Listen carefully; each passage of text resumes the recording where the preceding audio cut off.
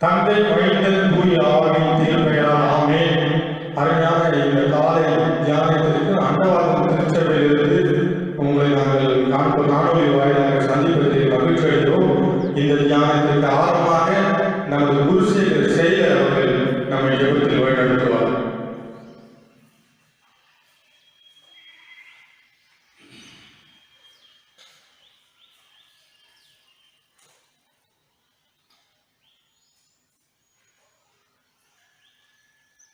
ஜெபம் செய்வோம்.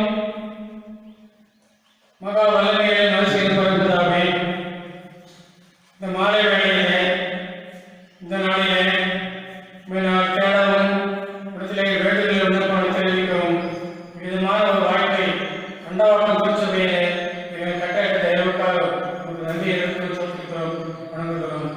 இந்த நேரத்திலே ஒரு ஆயருடைய தலைமையிலே நாங்கள் உண்மை தொழுது சொத்தரிக்க விதமான வாய்ப்பை தந்திருக்கிற தயவுக்காக மீண்டுமாக சொல்லியிருக்கிறோம். இந்த வேளையில் கூட என்னுடைய ஊழியர்கள் இணைந்து ஓய்வு நாள் ஆராதனையிலே நாங்கள் கலந்து கொள்ள முடியாத ஒரு சூழ்நிலை இருந்தாலும் கூட உலக பிரகாரமாக கொரோனாவை நாங்கள் அவசியப்பட்டுக் கொண்டிருக்கிற இந்த வேளையில் கூட எங்களையெல்லாம் சுகமாக காப்பாற்றி வழிநடத்தி வருகிறேன்.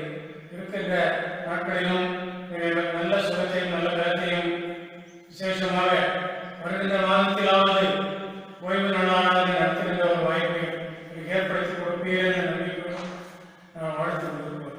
இந்த வேளையிலே நீ அண்டவாக்கம் கிறிஸ்தவ மக்களையும் ஆசிர்வதியும், ஊழியரை ஆசிர்வதியும், ஒரு ஆயிரம் கொடுத்தாயும் ஆசிர்வதியும், பேராயிரம் கொடுத்தாயும் ஆசிர்வதியும், மற்ற எல்லா ஆயிரங்களையும் விசேஷமாக இந்த குருசேகரத்தில் இருக்கின்ற அனைத்து சிறுமை திருச்சபை ஊழியர்கள் திருச்சபை மக்கள் அனைவரையும் பெரும் பெருவாக ஆசீர்வதித்து வழிநடத்த வேண்டிக் கொள்கிறோம். வேலை ஆசீர்வதித்து வழிநடத்த வேண்டும். அன்பரை இயேசு கிறிஸ்து மூலமாய் மனத்தாழ்மையோடு வேண்டிக் கொள்கிறோம். ஆமென்.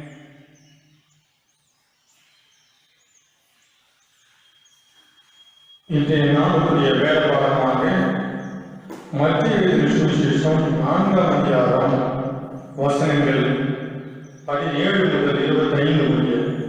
மத்திய 4ஆம் அதிகாரம் வசனங்கள் 17 முதல். அதுமுதல் இயேசு, மனம் மாறுங்கள், ஏனெனில் விண்ணரசு நெருங்கி வந்துவிட்டது, என்னை பரசாத்தப்படுத்தினார்.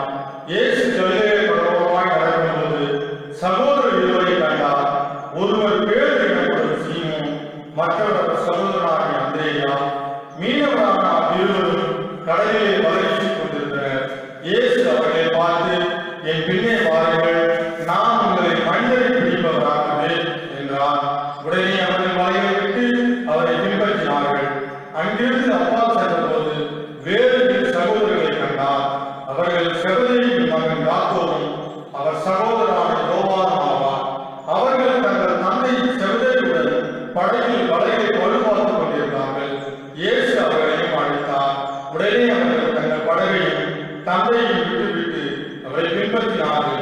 அவர் கலிலேய பகுதி முழுவதும் சுற்றி வந்தார். அவருடைய தொழுகை கூடங்களில் கற்பித்தார். விண்ணரசு பற்றிய நற்செய்தியை பறைசாற்றினார். மக்களிடையே இருந்த நோய்களின் அனைத்தையும் குணமாக்கினார். அவரை பற்றிய பேச்சு சிறியா நாடு முழுவதும் பரவியது. பல்வேறு பிணிகளாலும் வாதைகளாலும் பறித்த நோயாளர், பேய் பிடித்தோர், மதி மயங்கியோர், முழக்கவாதத்தோர் ஆகிய அனைவரும் அவருடைய வழக்கு நடத்தப்பட்டனர். அவர் அவர்களை குணமாக்கினார். ஆகவே கலிலேயா, தெகப்போலி, எருசலேம், யூதேயா, யோர்தானுக்கு அக்கறைகளில் ஆகிய இடங்களில் இருந்து வந்த மக்கள் பெருந்தளவாய் அவரை பின்தொடர்ந்தார்கள். வாசிக்கும்படியாக கற்றுக்கொள்ளப்பட்ட சுவிசேஷ பகுதி வாசித்துள்ளதாக கிறிஸ்துவே உமக்கு மகிமை உண்டாவதாக. ஆமென். இப்போது கூட நம்முடைய வந்திருக்கும் நமது குருசேகர் ஆயர் அதுபடி ஜான் கையாளர்கள் நம்ம இறை செய்தி வழிநடத்துவார்.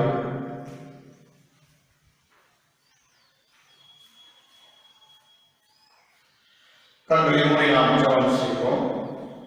கண்களிலும் மீண்டுமாகிறவர்களே, உங்கள் வாயின் வார்த்தைகள் எதிரேற்றின் தியானம் சமூகத்திலே பின்பற்றலாம். ஆமென். அன்பான திருச்சபை மக்களே, உடைய ஆமையும் மீண்டுமாக சந்திப்பதிலே நான் மகிழ்ச்சி அடைகிறேன். அவர்கள் உங்களோடும் குடும்பத்தில் அனைவரோடும் எப்பொழுதும் தயவாற்றி இருப்பாராக.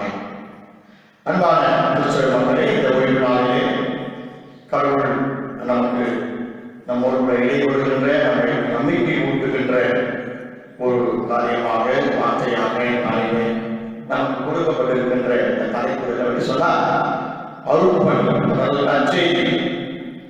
அருள்பணி மிஷன் என்பது அனைவருக்குமான ஒரு நற்செய்தி என்ற தலைப்பின் கீழாக நாம் சிந்திக்கிறோம். Mission, good news to all. நற்செய்தி என்பது அனைவருக்குமான ஒரு நற்செய்தியாக இருக்கிறது என்பதை குறித்ததான ஒரு சிந்தனையிலே நாம் இன்னைக்கு திருமலை ஞானத்தை தியானிக்கிறோம். இந்த உலகத்தில் நாம் வாழ்கின்ற இந்த சூழலிலே நாம் அநேக பறவைகளை, அநேக விலங்குகளை, அநேக காரியங்களை நாம் ஒவ்வொரு நாளும் சந்திக்கின்றோம், வாழ்கிறோம். அவ்விதமாக இந்த காக்கா என்று சொல்லப்படுகிறது காகங்களை நாம் பார்க்கின்றோம், அனுதினமும் நாம் பார்க்கின்றோம். நம்முடைய வீடுகளிலே நம்மை சுற்றி இருக்கின்ற இடங்களிலே எல்லாம் அந்த காகங்களை நாம் பார்க்கின்றோம். ஆனால் என்றைக்காவது அந்த காகங்களை நம்ம நல்ல விஷயத்திற்கு ஒப்பிட்டு இருக்கிறோமா, அல்லது நல்ல விஷயத்தை எடுத்து நல்ல விஷயங்களுக்கு எடுத்துக்காட்டாக நாம் சொல்லி இருக்கிறோமா என்று சொன்னால் இல்லை. என்ன சொல்றோம்? கருப்பா இருந்தா என்னடா காக்கா மொழி, அண்ணா காக்கா மொழி கருப்பா இருக்கிறீங்க அப்படின்னு சொல்லுவோம். இன்னொருத்தருடைய வாய் கொஞ்சம் உதாரணம் சொன்னா என்னடா ஒரு வாய் காக்கா வாய் இருக்குது அப்படின்னு சொல்லுவோம். இல்லை ஒருவேளை ஒரு வலிப்பு நோய் இருக்குன்னு சொன்னா அதெல்லாம் சொல்றோம், காக்கா வலிப்பு நோய் இருக்கு அப்படின்னு நம்ம கொச்சைப்படுத்துவோம். இவ்வாறு யாராவது ஒரு பணியிலே உயர வேண்டும், யாரையாவது ஏதாவது செய்ய முன்னேறும் என்று சொன்னால் அவங்க என்ன சொல்லுவோம்? காக்கா குறித்து முன்னேறுவையா அப்படின்னு நான் சொல்லுவோம். ஆகவே காணொலி குறித்து நாம் பார்க்கும் பொழுதுதான் அதை ஒரு நெகட்டிவ் ஆஸ்பெக்ட்ஸ்ல நம்ம அதை பார்த்து நாம் பழகிவிட்டிருக்கிறோம். ஆனால் நமக்கு ஒன்று தெரியுமா? இந்த காணொலிகளிலே இருக்கின்ற நுட்பத்துறை நாம் மறந்து விடுகின்றோம், நம்மளுடைய கண்களுக்கு தெரியாமல் போய்விடுகிறது. அதை முற்றிலுமாக மறந்து விடுகிறோம். ஆராய்ச்சியாளர்கள் என்ன சொல்கிறார்கள் சொன்னால், மனிதனுக்கு இல்லாத ஒரு ஒழுக்கம் காகங்களுக்கு இருக்கிறது என்பது பல ஆய்வுகள் நமக்கு விளக்குகின்றது. காகங்களையும் நம்முடைய மனித வாழ்க்கையும் இன்றைக்கு கொடுக்கப்பட்டிருக்கிற நற்செய்தி என்கின்ற இந்த இறை சத்தியத்தையும் ஒப்பிட்டு பார்க்கதான் இன்னைக்கு நம்ம அழைக்கப்படுகிறோம். அதுதான் இயேசு கிறிஸ்து இந்த உலகத்திலே வருகின்ற போது ஊழியத்துக்காக சீடர்களை தெரிந்து கொள்கின்றார். அப்படி சீடர்களை தெரிந்து கொள்கின்ற அந்த பகுதி தான் இந்த மத்தேயு 4ஆம் அதிகாரம் 17 முதல் 25 வசனங்களை நாம் வாசிக்கிறோம். ஆனால் இயேசு கிறிஸ்து வாழ்ந்த காலத்திலே இயேசு கிறிஸ்து தன்னுடைய ஊழியத்தை 2 பகுதிகளிலே செய்தார். ஒன்று வந்து கலிலேயா பகுதி, அதுதான் ஜீசஸ் கலிலேய மினிஸ்ட்ரி என்று சொல்வார். கலிலேயாவில் செய்த ஊழியம். இரண்டாவது பார்த்தீங்கன்னா யூதேயா பகுதியிலே இயேசு கிறிஸ்து தன்னுடைய ஊழியத்தை செய்தார். இந்த மத்தேயு, மார்க்கு, யோவான் இந்த 4 நற்செய்தியாளர்கள் இருக்கின்ற பல சூழ்நிலைகள், பல வேறுபாடுகள் இருக்கிறது. மத்தேயு, மார்க்கு, லூக்கா இந்த 3 பேரும் அதிகமாக கலிலேயாவை குறித்த சிந்தனை, கலிலேயாவிலே நடைபெற்ற ஊழியத்தை குறித்து அதிகமாக அவர்கள் பேசுகிறார். யோவான் நற்செய்தியாளர் தான் அதிகமாக யூதேயாவிலே நடந்த நிகழ்வுகள், யூதேயாவிலே இயேசு கிறிஸ்து செய்த யூதேயாவினுடைய ஊழியத்தை அதிகமாக கடைபிடித்து காண்பிக்கின்றார் யோவான். அதற்கு ஒரு சில உதாரணங்கள் சொன்னால் ஒரு புரியும் இருக்காங்க. இந்த கலிலேயாவுடைய ஊழியம் அப்படின்னா இயேசு கிறிஸ்து கலிலேயாவுடைய ஊழியத்தை எல்லாம் செய்யாத கலிலேயா கடற்கரை, அது நம்ம எல்லாருக்கும் தீர்வு செய்தோம் பார்த்தோம். பிலிப்பு, கப்பர்நகூம், நாசரேத்து, யோப்பா பட்டணம், கடைசியிலிருந்து நாயகன் விதை, கானா, இதெல்லாம் வந்து கலிலேயா சார்ந்த பகுதிகளிலே வருது. இதெல்லாம் இயேசு கிறிஸ்து கலிலேயாவிலே செய்த ஊழியம். யூதேயா ஊழியம் என்ன செஞ்சாரு அப்படின்னா இந்த பெத் அப்படின்னு பெத்சாயிதா, பெத்லகேம், பெத்லகேம் அப்படின்னா பெத்னா வீடு.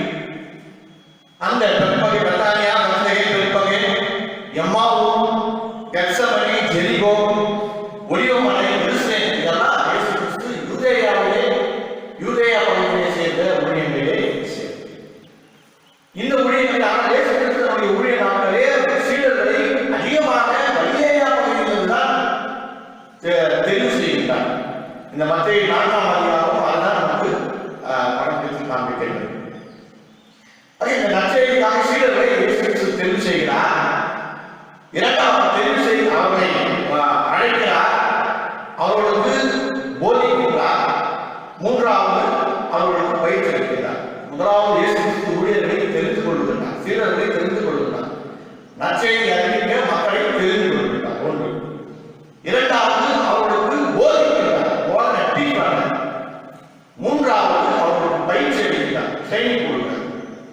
நான் ஏன் முதலாவது இந்த காரணங்களை பற்றி நான் சொன்னேன்னு சொன்னால், ஒரு காரணம் இன்னைக்கு இந்த நாளிலே நமக்கு அங்க குப்பைகளை போடுவதற்கு குப்பை தொட்டியை வைத்திருந்தாலும் குப்பைகளை நம்ம அங்கே சரியாக போடுவது. மாறாக பல காரணங்கள் இருக்கிறது. அந்த காரணங்கள் அந்த குப்பைகளை எடுத்து அந்த குப்பை தொட்டியை போடுவதை நிறைய படங்கள் நிறைய புகைப்படங்கள்லாம் நம்மளால் பார்க்க முடியும். ஒரு காரணமானது தன்னுடைய முட்டிலே குயில் வந்து தன்னுடைய முட்டையை போட்டுவிட்டு சென்று விடலாம். ஆனால் காரணத்துக்கு தெரியும் இது நம்முடைய முட்டை அல்ல என்று தெரிந்திருந்தும் அதை தன்னுடைய தாயாக அது தன்னுடைய குஞ்சாக நேசித்து அதை என்ன பண்ணலாம், பொறித்து குயிலுக்கு கொடுக்கின்ற ஒரு பணி. மனிதர்களை அதிகமாக அப்சர்வ் பண்ற அல்லது கண்காணிக்கின்ற, மனிதரோட பழகுகின்ற, மனிதரோட உருவாடுகின்ற ஒரு விலங்காக அல்லது ஒரு பறவையாக தான் இந்த காகமானது இருக்கிறது. அது இயேசு இந்த ஊழியத்தை இயேசு செய்த இந்த 3 காரியங்கள், ஒன்று அழைப்பது, அவர்களுக்கு போதுவது, மூன்றாவது பயிற்றுவிப்பது. இது 3 இந்த காலத்து நேரத்தில் இருக்கின்ற ஒரு பண்புகள். அதை நான் சொல்லுகிறேன், நீங்கள் கவனிக்கும்படியாக எப்பொழுதுமே நம்ம எல்லாரும் சில பேர் நம்ம இந்துக்கள் எல்லாம் என்ன பண்ணுவாங்க சொன்னா, உணவு வைப்பாங்க, காலத்துக்கு உணவு வைப்பாங்க. சாப்பாடு வைக்கின்ற பொழுது ஒரே ஒரு காலத்தான் சாப்பாடு வைக்கும்போது காக்கா சாப்பாடு செய்யலாம், அது ஒரு ஐடியமாக, அதாவது யாருக்குன்னா உதவி செய்ய வேண்டும் என்பதை சில பேர் இப்படியும் வெளிப்படுத்துவாங்க. அப்படி உணவு வைக்கிறது அந்த காக்கா ஒன்றுதான் இருக்கும். அந்த உணவு வைத்து விட்ட பிற்பாடு அந்த காகம் என்ன பண்ணா, தன்னுடைய மற்ற நண்பர்கள், மற்ற உறவினர்கள் அனைத்து காகங்களையும் எவ்வளவு முடியுமான பண்ணலாம், அவளை தனி கூப்பிடும், வாங்க இங்கே உணவு இருக்கிறது. அப்ப இதுதான் ஒரு நற்செய்தி, இதுதான் ஒரு நல்ல செய்தி. ஒரு நல்ல செய்தி என்பது என்னன்னு சொன்னால், நாம் வாழ்வதற்கான உணவு, நாம் வாழ்வதற்கான ஒரு இடம், நாம் வாழ்வதற்கான ஒரு சூழ்நிலை இருக்கிறது என்பதை மற்றவர்களுக்கு அறிவிப்பது. அப்படிப்பட்ட பணிக்காக தான் இயேசு கிறிஸ்து இந்த சீடர்களை அழைக்கிறார். இந்த காரணம் என்ன பண்ணணும், எல்லாரையும் நீங்க நம்ம அப்சர்வ் பண்ணாத, நம்ம உற்று கவனித்து பார்த்தா தெரியும், எந்த ஒரு காரணமும் தனியா யாரும் சாப்பிடாது. தன்னுடைய கூட்டத்தையே என்ன பண்ணலாம், அழைக்கணும். கூட்டத்தையே அழைத்து எல்லாம் சேர்ந்து உண்ணும். அதே போல ஏதாவது ஒரு காரணம் நம்ம செத்து போச்சு அப்படின்னு சொன்னா, அனைத்து காரணம் நம்ம பார்க்க முடியும். மன்றாட்டு நம்ம நோச்சு பார்த்தா தெரியும். எங்க இருக்கிற ஒரு 50-60 அந்த சாப்பிட்டு உரிமைகளை சொல்றாங்க, எல்லா காரணங்களும் வந்து ஒரு கூப்பாடு போட்டு மக்களை போல மனிதர்கள் பொழுது அழுது, மனிதர் பொழுது கத்தி கூச்சல் பொழுது அதை அது அடக்கம் செய்யும். கடவுள் இப்படிதான் வாழ்வதற்கான ஒரு இடத்தை மக்களுக்கு ஆயத்தப்படுத்த வேண்டும் என்பதற்காக ஒரு அழைப்பு. இரண்டாவது போதனை. கடவுள் அவர்களுக்கு ஊழியர்களுக்கு சீடர்களுக்கு கற்றுக் கொடுக்கிறார். எப்படி கற்றுக் கொடுப்பார் என்று சொன்னால், இந்த காரணங்கள் எல்லாம் மனிதர்களை உற்று நோக்குகிறது என்று சொல்லி ஒரு அருமையான ஒரு வீடியோ காணொலி காட்சியை நான் பார்த்தேன். அந்த காணொலி காட்சியிலே ஒரு, அதாவது காக்காவை குறித்ததான ஒரு குறும்படம். அந்த காக்காவை வைத்து ஒரு ஆராய்ச்சி செய்யறாரு. அப்பொழுது அந்த காலத்துக்கு தெரியாம கேமரா வைத்து அதை படம் வைக்கிறார். ஒரு ரோட்ல ஒரு சிக்னல்ல நடக்கிற ஒரு விஷயம். சிக்னல்ல போகின்ற பொழுது நமக்கு எல்லாருக்கும் தெரிஞ்சிருக்கும், ரெட் சிக்னல் வந்தா நம்ம என்ன பண்றது, கிராஸ் கடந்து செல்லக்கூடாது. எல்லோ லைட்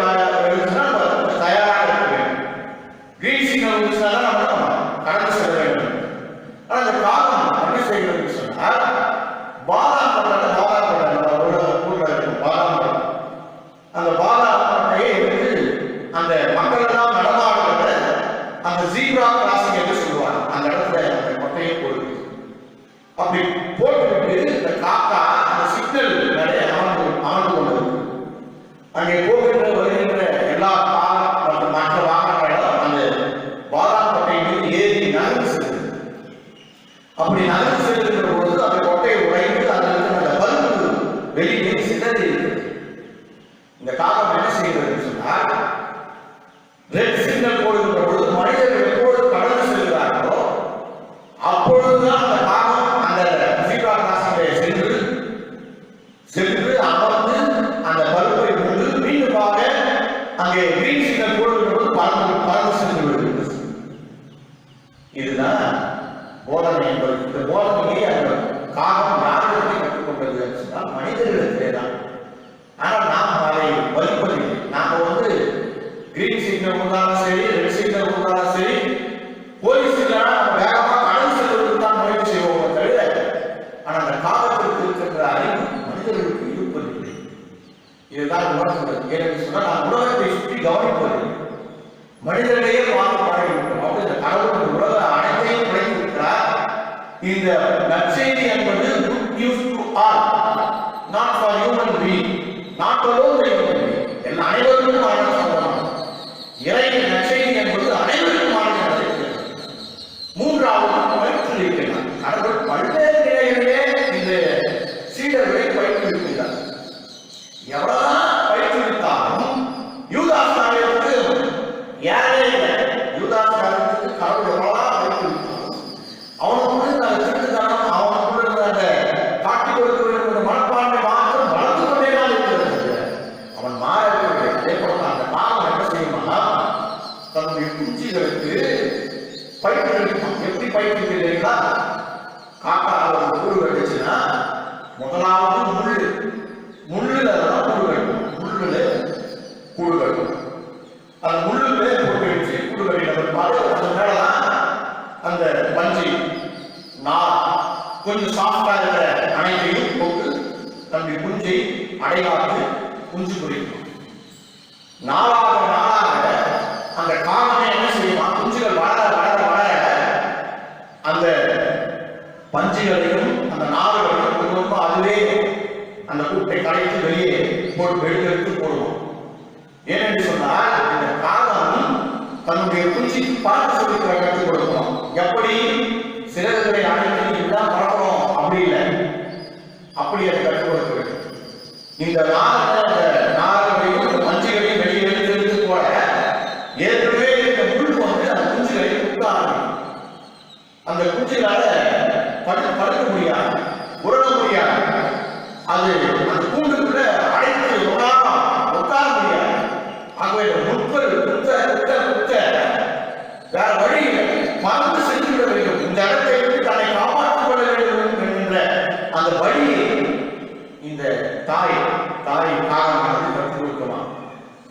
இந்த குத்துதல், இந்த வழி, இந்த ஸ்ட்ரகிள், நம்ம எல்லாம் சொல்ல வாழ்க்கை வழிகள், இந்த ஸ்ட்ரகிள், இந்த போராட்டம், இதன் மூலமாக தான் நம்முடைய உலகத்தை எதிர்த்து நீ பறக்க வேண்டும், உலகத்தை எதிர்த்து நீச்சல் போட வேண்டும், இந்த உலகத்தை எதிர்த்து போராட வேண்டும் என்பதை இந்த காலம் கற்றுக் கொடுக்கணும். இயேசு கிறிஸ்துவும் அப்படிதான் முயற்சி கொடுத்துருக்கார். உங்களை நீங்க எல்லாரும் எனக்கு ஓடிடுங்க அப்படின்னு சொல்றாரு. நம்ப மாட்டாங்க. பேதுரு பார்த்து சொல்றாரு, நீங்க மருத்துவ அழிவானவரை அதை உருவாக்க முடியாது, அதை பதிலளிக்க முடியாது. இல்லப்பா, என்னை போல நீங்களும் என்ன பண்ண போறீங்க, இதே போல துன்பத்தை அனுபவிக்க போறீங்க, அழிவு அப்படின்னு அவரை நீங்க எங்க போறியோ உங்களுக்கு ரைட்ல ஒருத்தர் இடது போகும்போது எனக்கு பர்மிஷன் கொடுத்துங்க, நான் செக்ரட்டரி ஆகிறேன், நான் ட்ரெஷரர் ஆகிறேன் அப்படின்னு ஞாபகம் போகணும்னு கேட்கறேன். அப்படி இல்லப்பா வாழ்க்கை, நான் எப்படி துன்பத்தை அனுபவிக்கணும் அதே போல நீங்கள் துன்பத்தை அனுபவிக்க போகிறீங்க அப்படின்னு சொல்றாரு. அப்ப அவங்க புரியவே இல்லை. இயேசு கிறிஸ்து இறந்து மறித்து அடக்கப்பட்டு உயிரோடு எழுதப்பட்டதான் அதை அனுபவிக்கின்றான். எந்த ஒரு ஊழியக்காரனும் அப்படிப்பட்டதான் ஒரு நிலை. இந்த காரணம் தன்னுடைய குஞ்சு தான், தன்னுடைய சொந்த குஞ்சுகளுக்கு எப்படி குத்துகிறது. நம்முடைய தாயோட நம்முடைய அப்பாவோட நம்ம காலையில் முழு குத்தி காமிப்பாங்களா, குத்த மாட்டாங்க. ஆனால் பாவம் எப்படி போயிட்டு வழியாக தான், வாழ்வின் வழியின் மூலமாக தான் இந்த உலகத்தை பார்க்க முடியும் என்கிறதான ஒரு பெரிய மகத்துவமான ஒரு அந்த தத்துவத்தை இந்த காலம் நமக்கு கற்றுக் கொடுக்கிறது. ஊழியமும் அப்படிதான். இயேசு கிறிஸ்து அவரை அழைக்கிறார், போதிக்கின்றார், அவர்கள் பயிற்றுவிக்கின்றார். இப்படிதான் பயிற்றுவிக்கிறார். அவங்க எல்லாரும் முன்னாடி நல்லா சாப்பாடு போட்டு நல்லா ஒரு வீடு கட்டி கொடுத்துட்டு நல்லா நீங்க உலகங்கள் நீங்கள் ஓய்வு எடுங்கள் அப்படின்னா அவர் சொல்ற மூன்றாவது நாள் என்ன சொல்ற மூன்றாவது காரணம் பல எப்படி அவருக்கு இந்த பயிற்றுவிக்கிறார் அப்படின்னு சொன்னா மக்களுக்கு உதவி செய்வது, பிணியாளிகளுக்கு ஜெபிப்பது, சுகத்தை கொடுப்பது, வாழ்வு. அனைத்து இயேசு கிறிஸ்துவினுடைய ஊழியத்தினுடைய மையமே மனிதர்களுக்கும் அனைத்து படைப்புகளுக்கும் நல்லதாக வேண்டும், சுகமாய் வாழ வேண்டும், நோய் நொடியில்லாமல் இருக்க வேண்டும். ஆகவேதான் சமாதானம் என்று சொல்றோம். சமாதானம் என்பது வார்த்தை முழுமையானது. முழுமையானது என்பது அனைத்தும் பொருளாக இருக்கட்டும், முக்கியமாக இருக்கட்டும், உணவாக இருக்கட்டும், அல்லது அனைத்தும் உலகத்திலே வாழ்வதற்கான அனைத்தும் கிடைக்க வேண்டும் என்பதுதான் சமாதானம். அதுதான் முழுமை, அதுதான் அமைதி. அதுதான் இந்த நாளிலே இந்த திருமறை பகுதி நமக்கு விளக்குகின்றது. இயேசு கிறிஸ்து ஊழியத்திற்கு மக்களை தெரிந்து கொள்வதற்கும் நாம் அன்றாட பார்க்கின்ற இந்த காரியங்களிலிருந்து நாம் கற்றுக்கொள்வதும் அதுதான் வருகின்ற காலங்களிலே நாம் நினைக்கின்ற பொழுது, நாம் திட்டுகின்ற பொழுது, இல்லை அடுத்தவர்களை குறை சொல்கின்ற பொழுது, அடுத்தவர்களை கேலி செய்கின்ற பொழுது நாம் ஒருபோதும் காக்காவை ஒரு எடுத்துக்காட்டாக எடுத்துக்கொள்வதற்கு நாம் தகுதியற்ற வேண்டும். நம்மை காட்டிலும் ஞானம் உள்ளது, நம்மை காட்டிலும் ஒழுக்கம் உள்ளது, நம்மை காட்டிலும் போதனையிலே சிறந்தது என்பதை இந்த உதாரணங்கள் தான் நமக்கு சொல்லுகிறது. வேறு எந்த காரணத்தில் நாம் எல்லாம் உயர்வான நினைச்சு வருகிறோமோ அவர்களெல்லாம் இதை பண்ண முடியாது, உதாரணமாக சொல்ல முடியாது. அன்பானவர்களே, இந்த காலைகளிலே உங்களை சந்திப்பதை மிகுந்த மகிழ்ச்சி அடைகிறேன்.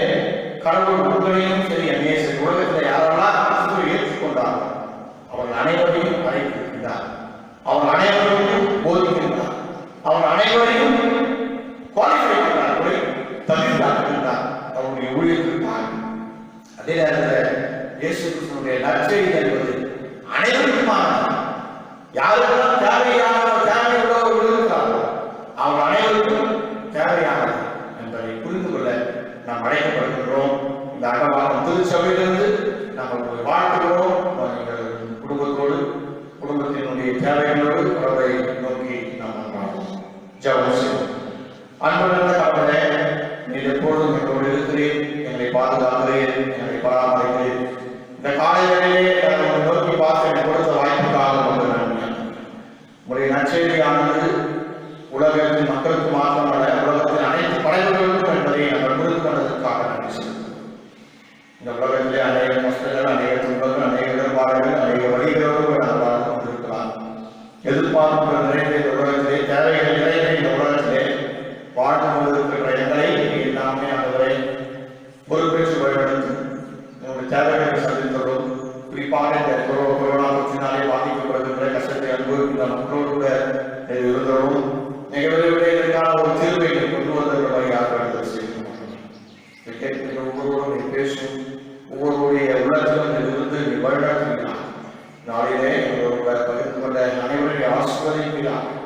அனைத்து சந்தித்தவர்களுடைய ஒரு செயலத்திற்காக, ஒரு பேரத்திற்காக, அலுவலர்களுக்காக, மற்ற அனைத்து ஊழியக்காரர்களுக்காக நாங்கள் செய்து கொள்கிறோம். நீ பெரியவராக ஒன்றும் மும்மாலே தடைபடாத என்பதை நாம் விசுவாசிக்கிறோம். மிக விரைவிலே ஆலயங்கள் எல்லாம் திறக்கப்பட்டு நாங்கள் உண்மை சத்தியத்தோடும் உண்மையோடும் சந்தோஷத்தோடும் உண்மை ஆராய்கின்ற நாட்கள் வெகு தொலைவில்லை என்பதை நாங்கள் விசுவாசிக்கிறோம். நீங்கள் கொடுத்த எல்லா வாய்ப்புக்காக, வாழ்வுக்காக நன்றி செலுத்துகிறோம். குழந்தை ஆசிர்வதியும் குடும்பத்தில் சந்தோஷம் சமாதானம் நிறைவாக வேண்டுகிறோம். இதாவே ஆமென். நாத்துமாவே கர்த்தரை ஸ்தோத்திரி, என் முழுவதுமே வசந்த நாமத்தை ஸ்தோத்திரி, என் ஆத்துமாவே கர்த்தரை ஸ்தோத்திரி, அவர் செய்த சகல உபகாரங்களுக்காக. ஆமென். நம் ஆண்டவராகிய இயேசு கிறிஸ்துவின் கிருபை, பிதாவாகிய பரிசுத்த ஆவியானவரின் ஐக்கியமும் எடுத்து பாதுகாப்புமாக இன்று சதா காலத்தில் நம் அனைவரும் எப்பொழுதும் நிறைவாக இருப்பாராக. ஆமென். God bless you all.